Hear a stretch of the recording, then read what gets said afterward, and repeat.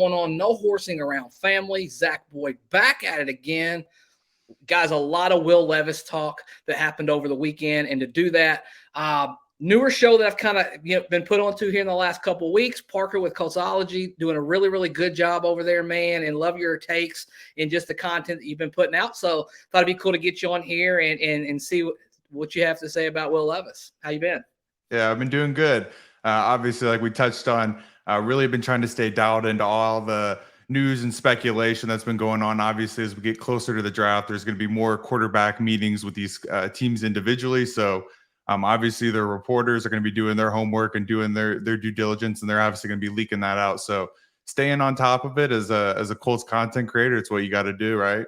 Yeah, absolutely. So let's just dive right in. Guys, if you haven't already joined with the Wager Wire promotion that we have, this podcast is always powered by Wager Wire. Guys, you can place your bet tonight for the final game of the season, whether you got UConn, like I do, unfortunately, or you got San Diego State, maybe picking the upset. You can shop those trades all the way to the line. You can trade them early. You can cash in early at the buzzer, as well as go ahead and get on that waiting list for that app that's going to be out sometime next year. That's wagerwire.com, www.wagerwire.com. Will Levis, Parker, I'll let you go first. Just some initial thoughts with Will Levis and just an overview of how you feel about the idea of Will Levis being in a Colts uniform next year. The thought of him obviously in a Colts uniform, we've kind of got a good glimpse of it. If you've obviously seen any of these mock-ups, I think every year these mock-ups and photo edits, they get so good of putting them on them where it's like you can literally just picture them already in the uniform. So the thought of him being the quarterback, if I'm being honest with you, he's not necessarily in my top 3 or 4. I'm not one of these people who dissects the film, can give you this arm angle is his issue or this deep ball problem is his issue here or there. But one of the things I try to do is like dissect how well does those who are his supporters paint the picture for me. So obviously I can watch his tape and be like, hey, a drop ball here, a drop ball there, or maybe, poor footwork here or there could go differently for him. In the grand scheme of things, I look at traits and, how do you advertise yourself? How do you subject yourself or put yourself out there? And some of it works, some of it doesn't. Obviously, I believe I heard Kevin Bowen on your show recently talking about, one of the things he thought got overhyped was when he said, he has a cannon arm at the draft combine and he wanted to show it. He felt like a lot of people showed that as like arrogance. And I was kind of with Kevin on his point of view there of like, I feel like that was kind of overblown out and dramatic. But you did see, I believe there was another article that came out that he's like bombing some of these interviews. And it's like, why is that narrative getting out there? So for me, I try to like, who could be potentially putting it out there? Like, why isn't it not getting immediately shot down or so on and so forth? So as to why I don't necessarily think he's the best fit for the Indianapolis Colts, if I'm being honest with you, nothing stands out to me as being like the it factor, something for me as a Colts fan to just grab on and be like, this is what I feel like he's going to do to kind of put us over the edge. And that might be my problem as a Colts fan, being so, desperate for a quick turnaround and so on and so forth. But that's also like optimism for the things that we have coming back with this team. And one of the talking points I had here for us today is I feel like so many people, when I was listening to Kent Sterling earlier talking about Pro Football Focus as the Colts roster 32 out of 32. And I'm like, do you really believe getting guys like Shaq Leonard and JT back we're 32? Yeah, it's a little harsh, right? It's a bit aggressive. Yeah, that's a bit aggressive for sure.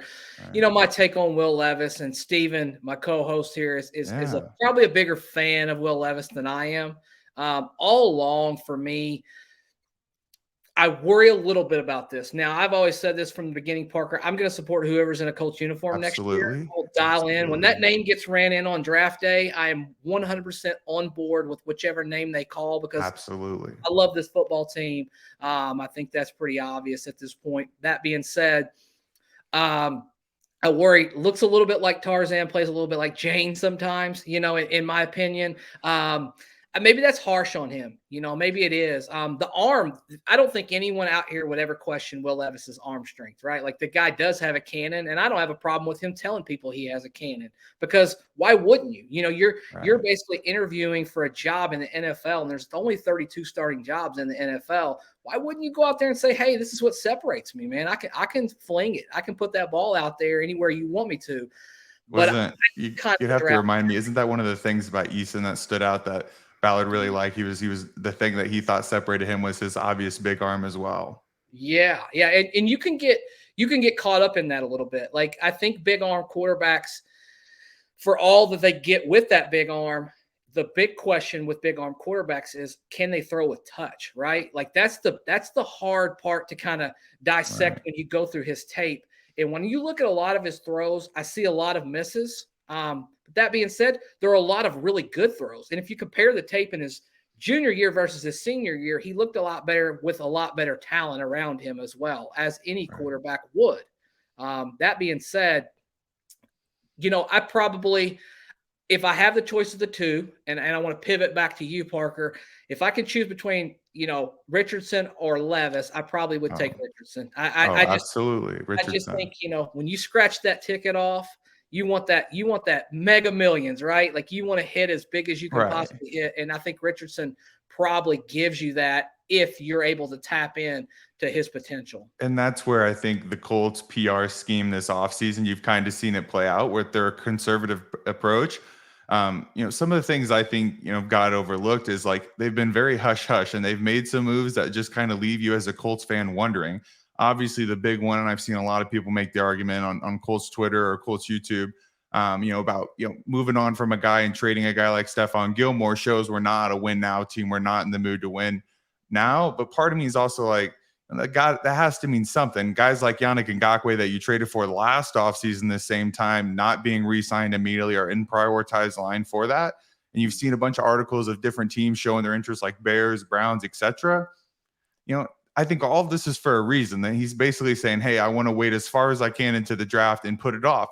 And if you're analyzing Ballard, this is very Ballard-like behavior. Put it off, punt as long as you can until he actually has to make a decision, i.e. the draft or i.e. right after the draft. So, and in my opinion, again, it'll be interesting to see what type of offer. One of the things I was listening to this weekend, Zach Kiefer was on with Michael Lombardi on VSIN, and he asked him about the whole Lamar and potential drafting a quarterback. And one of the things I had written down is he said he still is not convinced that people in the Colts organization that he's talking to have decided or have dialed in on that one prospect yet. So, I mean, to be honest with you, our guess is as good as any.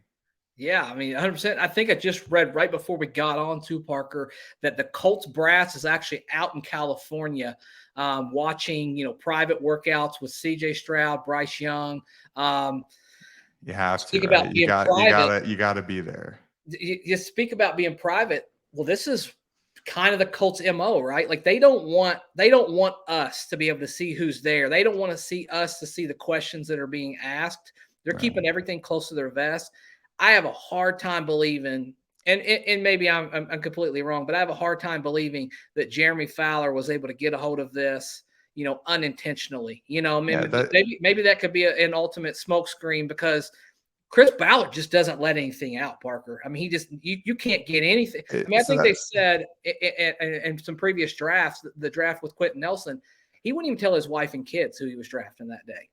So the thought that it's getting out, that could just be hearing, one or two people from, maybe that the team obviously saying that they've heard chatter about it. I don't necessarily believe it's coming from straight from Ballard's mouth. But again, you also heard that chatter right about the same time that news was dropping about the Tennessee Titans potentially looking to move up to number 3. So I thought maybe that was a quick smokescreen for smokescreen trade. So, yeah, letting them know, hey, you can move up. We're interested in Levis, which again, the fact that it's getting out, and again, some of these guys have to put their name next to something, especially if they're working at big networks like ESPN.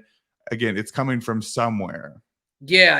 And haven't they probably done their homework on everybody? Like, to be fair, I mean, like, how would you not do your homework on all of these top 4, especially? And then you want to hear about a name that's kind of creeping in here lately and kind of slowly moving up that draft board at Hendon Hooker. Curious your thoughts on Hendon Hooker, just some initial reactions to the possibility of him being a first-round pick, coming off that ACL injury, playing in that real college-y, offense. There's a little bit of buzz around Hendon Hooker now, huh? That again, I'm not the most educated Hendon Hooker fan as far as knowing the ins and outs of him. Obviously, I've seen the same thing as far as his stock rising. But my biggest key takeaway at the quarterback position, honestly, you can go a guy like Hendon Hooker. I've been kind of infatuated with guys like who've won, but again, don't have that size and framework.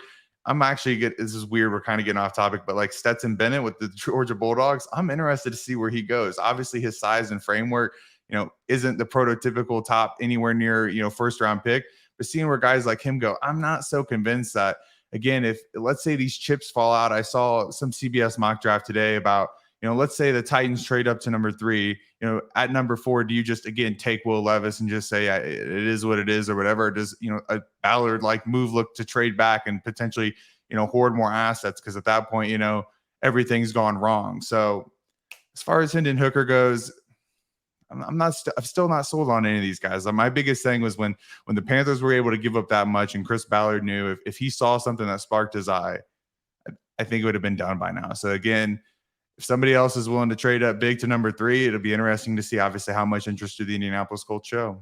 Yeah, definitely. Which is a real possibility. Before we get off here, Parker, if I gave you these scenarios, I want to know which one you as the general manager would like better as a Colts fan. You can either pick Lamar Jackson and pay him all the money. You can roll with Anthony Richardson, or you can sit there and you can get Will Levis. If you're the general manager, what would you like to see as far as a player, quarterback for the next 5, 10, 12 years in the Indianapolis Colts uniform? We'll closer to 5. We'll stick with 5 because we don't want to look that far out. Starting at number 3 would obviously probably be Will Levis. Again, I kind of touched on, just don't see anything about him that stands out to me that looks like, differentiating talent, looks like division winning talent, molding, especially in, when you're comparing him again to a guy like Trevor Lawrence. Like, again, most guys, when you ask them in the preseason going into the regular season, what do they tell you?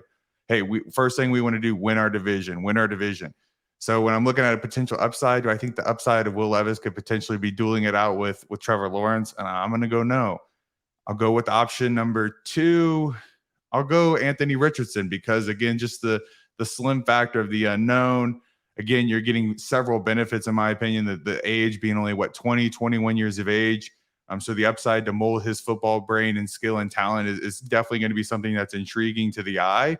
My only question is at what value? Because, again, Vegas is telling us that number 3 pick is leaning towards him. So it looks like some sort of wager, some sort of draft capital, et cetera, is going to have to be given up to get him, it looks like. It's not going down without a fight. So number 1 to round it out for me, Lamar's it's going to take 2 to tango. That's the way of the contract negotiation. So for me, I laid it out on my channel. If you can get something a little bit higher than the Dan Jones contract, you're not going to disrespect this man. It's just not going to work like that. I don't also think you go the Kyler Murray route and go that high for that many years at 5. I think I put like 4 years. What did I put? 4 years, 180. But only 3 of it is guaranteed. So 3 years, you're Colts, you just got to bite that bullet and you're going to get a guaranteed deal. The 4th year, you have a club option. Honestly, if it meant 2 firsts and you're guaranteed to get him and you can secure a trade down and get some more picks and assets, at that price tag, I could live with it. Yeah, I think that's very fair. And we're going to have a lot of time to talk about this, guys. We want you to light us up in the comments.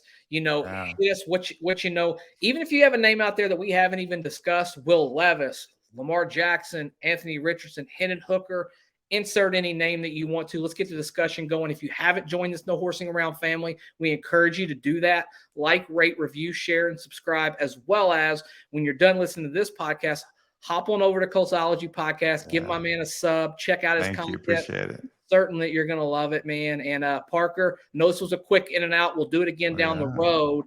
But we appreciate you coming on, man. Thanks for having me. Appreciate you and all your fans for tuning in. Absolutely.